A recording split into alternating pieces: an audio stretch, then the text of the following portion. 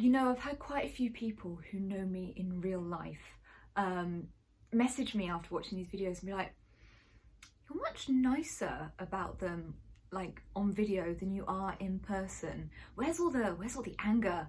You know, I write a lot of caps lock messages to people when I have very strong opinions. So fine, you want me to have strong opinions? Well, I have them.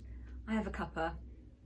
Let's get into this. Unfortunately, it's Little Women. And there's not a lot I can get angry about in this movie. It is beautiful. I'm quite glad I waited to film this because this morning, or was it yesterday? Either one. Very recently, the BAFTA nominations came out. Yeah, Greta Gerwig was bloody screwed.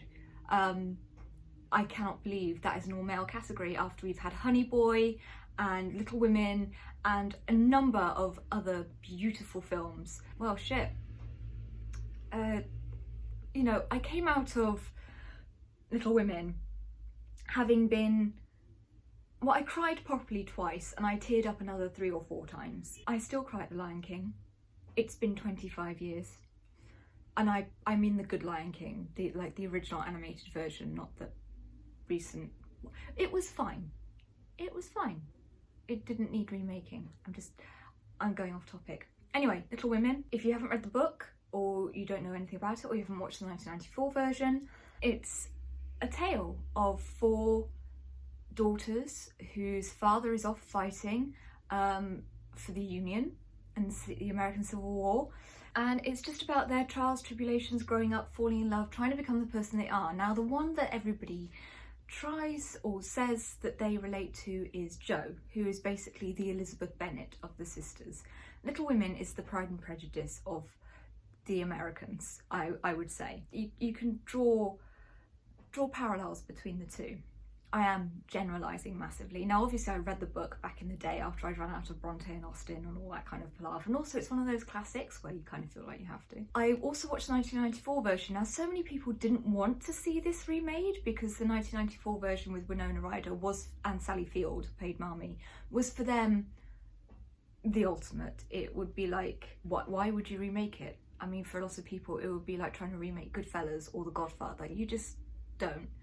However, personally, I was never on board with it. There was this incredible amount of American schmaltziness, which I just was not on board with. Okay, I don't like sentimental songs, I don't like ballads, I don't like weepy movies, and there was just a lot of like homely schmaltz kind of thing. And I think the thing that I loved about this version is it felt much more real life and a lot less sort of sentimental, just because it was based on a historical book which people wanted to treat with kid gloves. The sisters here are all really like physical with each other. They're touching each other's hair and leaning on each other in the way that siblings do. It really felt like a close family, and there are moments when you hated each character for different reasons. I mean, Amy, I despised her for a good part of this movie, and it's Florence Pugh, who's amazing, and then by the end I was just so happy with the way that she turned out. I'm gonna try not to spoil anything, even though the storyline's been around for like 150 years. The female cast absolutely act it out of the water.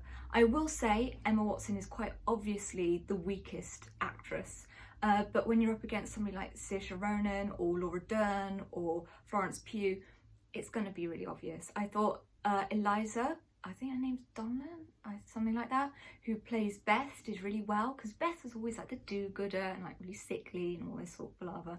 She's a very hard role to take without, well, especially me as a reader. I was like, oh, for God's sake, we're talking about Beth again. But I empathised with her character, and I thought there was a moment with her and Jo, who's played by Saoirse, on the beach, which, gave me all the tingles, and I felt grieved already. So that's probably a spoiler, you probably know what's gonna happen now. I've seen a lot of like dickishness on the internet from people saying, well, the male parts weren't very, rounded. I'm like, yeah, that's the point.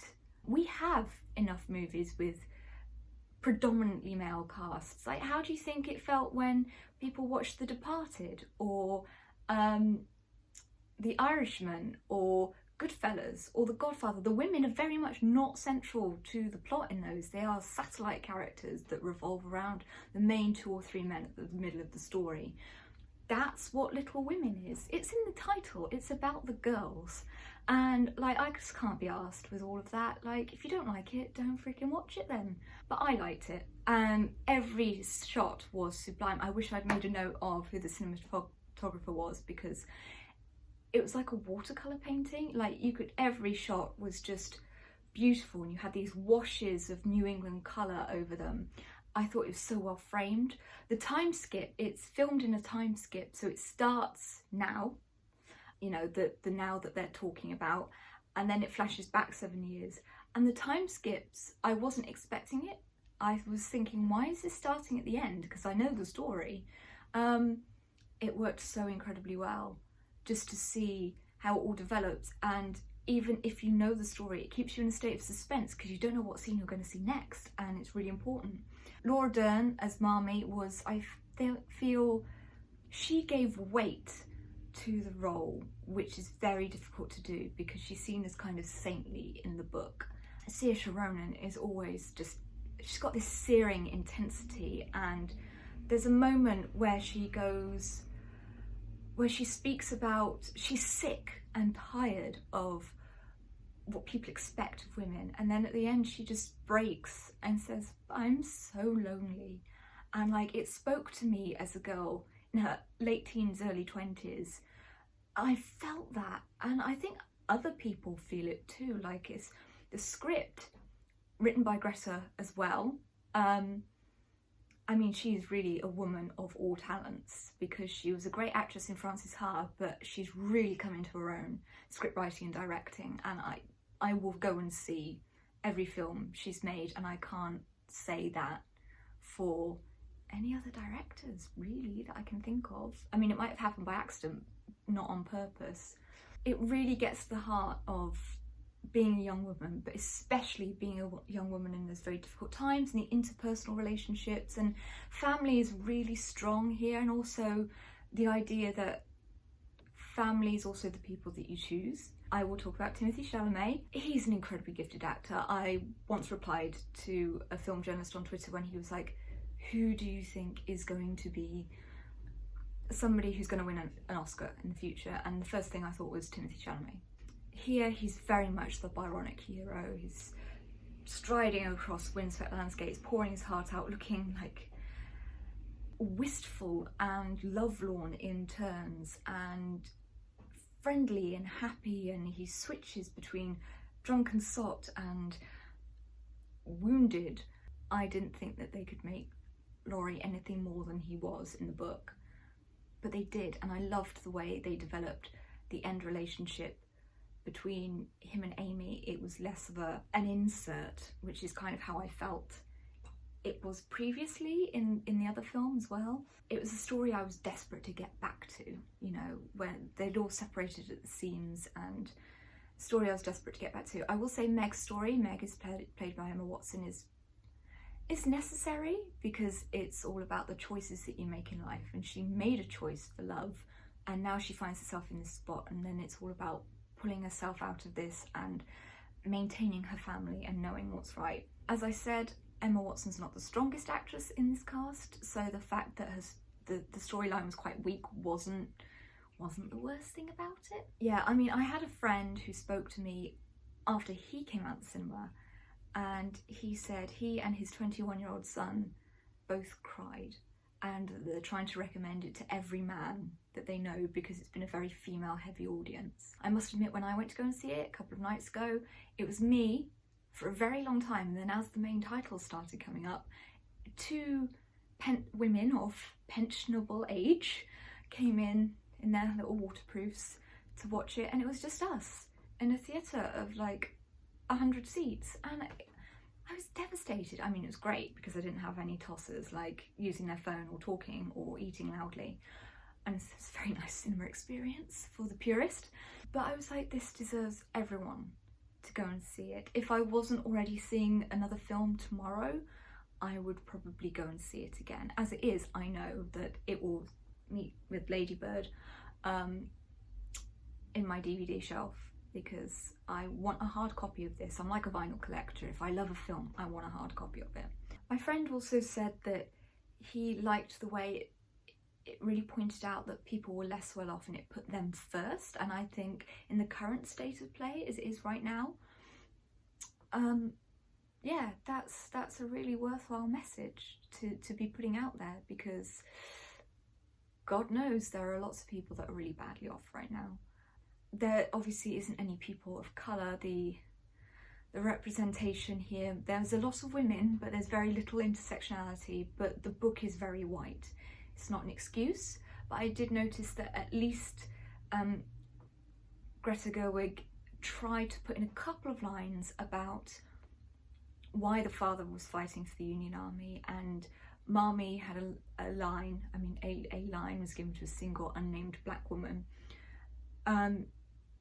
They had this small exchange which was, I'm ashamed of what's happened, meaning, you know, slavery and racism. And the woman said, there are still lots to be ashamed by. And that's not an exchange that I can remember happening in the book or in the 1994 movie. As I said, I thought the 94 movie was very schmaltzy and like Americanized. This one, I felt attached to it emotionally. It is not by any means a chick film. I think the more people that see it, the better. And across the board, the acting was great. It was really difficult for me to find things to pick holes in, to be absolutely honest. I would say I'd wish it had been longer, but to be honest, I don't. I thought it was pretty perfect as it was. So I can't really get angry about anything. It's a really difficult film to get angry about. I must admit, after the CGI mess fest, and that's me putting it in polite terms, that was Cats, this was somewhat of a welcome relief. Like, as I said to a friend, putting Sudocrem on a burn. You know, watching this and Knives Out in very short amount of time gives me some hope. I mean, today we got released images of Avatar 2, 3 and 4, or 2 at least, and I'm just like, I don't want to go back to that. I don't want to go back to, oh, it looked like a fantasy screensaver or a still from a game. You know, this mid-section of movie making with mid-tier budgets has been missing for a little while.